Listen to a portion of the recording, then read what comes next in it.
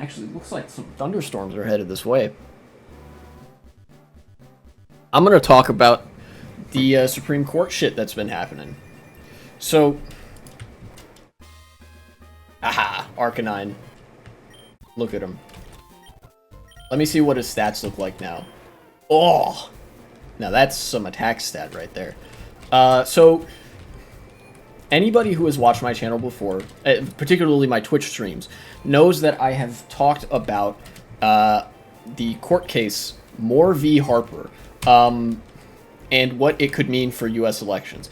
Basically, there was a congressional district in North Carolina, or rather a district map, that was challenged, and I think the state court ruled that the map was unconstitutional, contrary to the arguments of the defending state council, who was like, well, actually, this is okay because of what's called independent state legislature doctrine. Now, this supposed doctrine, or this legal theory, is quite frankly retarded, because it requires such a bad faith interpretation of the Constitution that you're mangling it beyond repair. Basically, the theory goes that any election that happens within a state is to be run at the discretion of the state legislature, and they have the sole and complete authority over these elections. This applies to local elections, this applies to state elections, and this applies to federal elections, this theory. Which, yes, does in fact mean that local cities don't get to decide how to run their elections, and the federal government doesn't get to decide how to run its elections. So it's stupid. And of course, nobody actually believes that this theory is constitutionally legitimate. It's just a cynical grab for power at the hands of mostly the Republican Party. I imagine if you looked hard enough, you could find one registered independent or Democrat that also believes in something similar. Regardless, the potential implication in an incorrect ruling in this decision, in this case, would be that if anybody wanted to win the presidency, all they would have to do is secure the state legislature in enough states, and then the popular vote would no longer matter for federal elections, because you could simply order your party people in the state legislature or in the Office of Elections or the Department of State to simply overturn the election and send contradictory results. And there would be nothing anybody could do about it, because under independent state legislature theory, the state legislatures would be completely unaccountable to anybody, not even the federal government. And of course, the state court that reviewed the case ruled it as such, this is stupid. This congressional map is not okay. You have to redraw this shit, and you are beholden to federal law on this subject. Federal law supersedes state law when the two clash. This was one of the earliest decisions in constitutional history. Marbury v. Madison, in before the year 1800 even, I think it was, that there was a conflict between state law and federal law, and both laws were on the books legitimately, and the court decided, well, according to the Constitution, we will interpret it such that when this sort of clash happens, federal law takes precedent. And I get, it's a very simple precedent to draw from. And then the Supreme Court actually was going to hear the case. They did hear the case, in fact, because the state, I believe, submitted an appeal, and the appeal went all the way up to the Supreme Court of the United States, where there was a very real concern from myself and others that the Supreme Court might rule that actually independent state legislator doctrine is good, actually, and that decision would have single-handedly killed the entire, it would have killed the entire system of free elections in this country at the federal level. Or at a lot of levels, in fact. If a state legislature has almost tyrannical control over the results of an election and the parameters by which said election is conducted, all you would need is the slimmest majority to basically turn the state into a dictatorship, which is, of course, what the Republicans would seek to do and what they have been doing in states where they can get away with it. Florida is one such case. But this is now an avenue by which they cannot do that anymore because, unbelievably, the Supreme Court upheld the decision of the lower court. They said, no, independent state legislature theory is not constitutionally viable, and it is not correct. And, you know, state legislatures are still subject to federal regulation and law regarding, well, federal elections and stuff like that.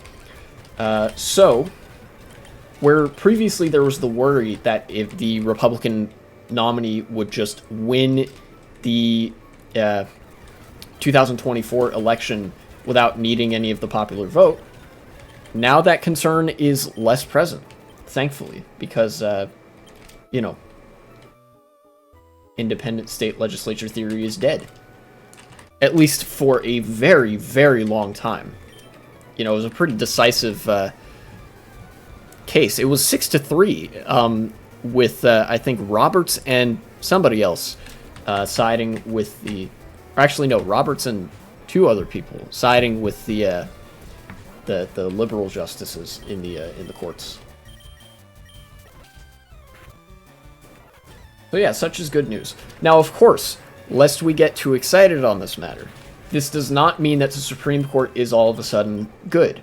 I guarantee that the only reason that they made this decision in the way that they did is because, first of all, they're not that stupid. Some of them are. Clarence Thomas is that stupid. He was one of the dissenting voices. In fact, if I look up the decision...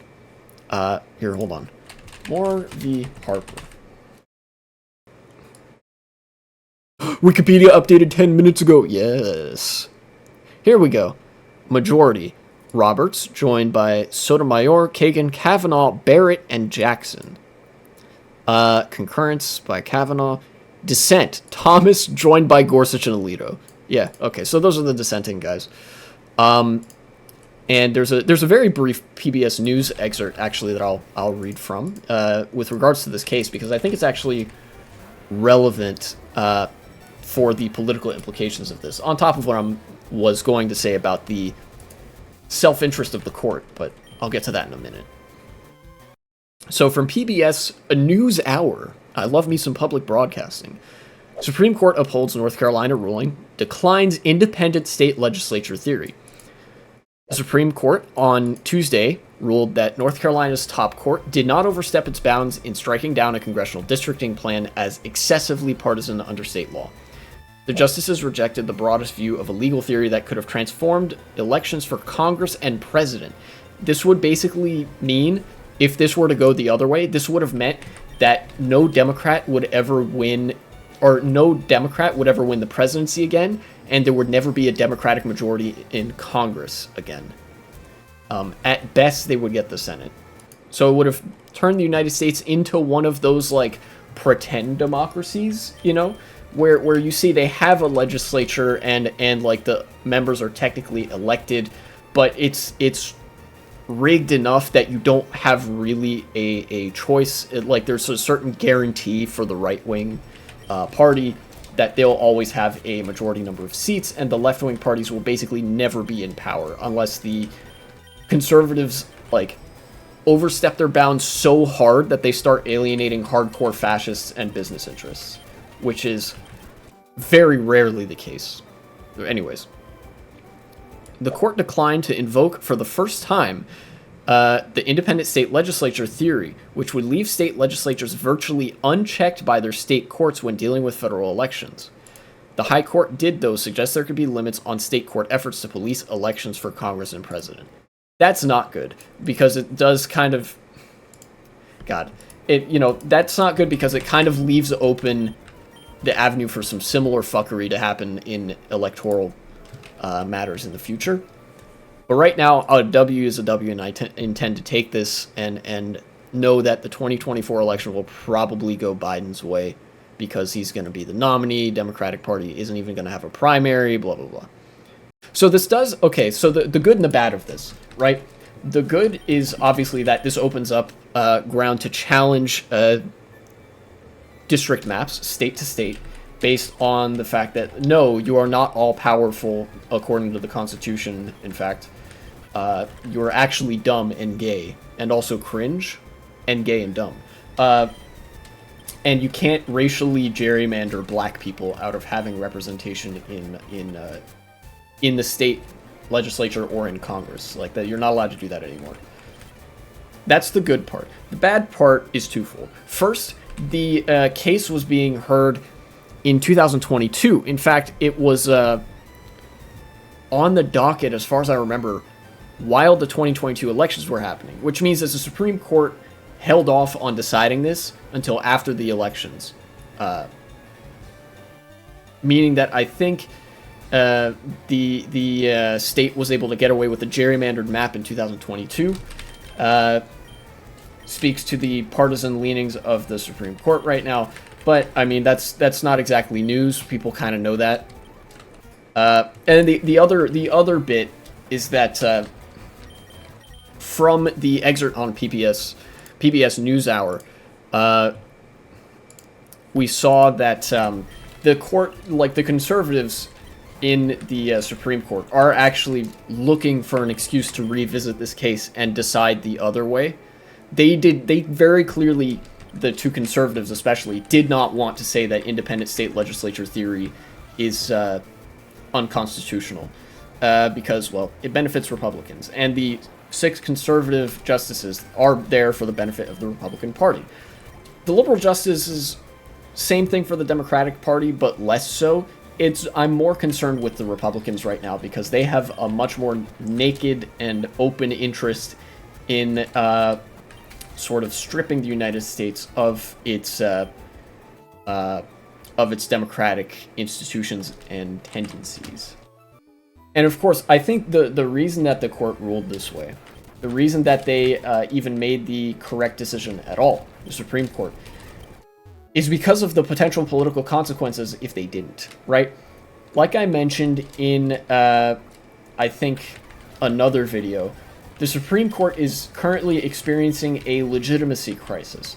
People do not view the courts as a legitimate body as much as they used to, because the court, it seems, like I said, goes looking for excuses to make people's lives worse and to facilitate the anti-democratic backsliding that currently exists in this country.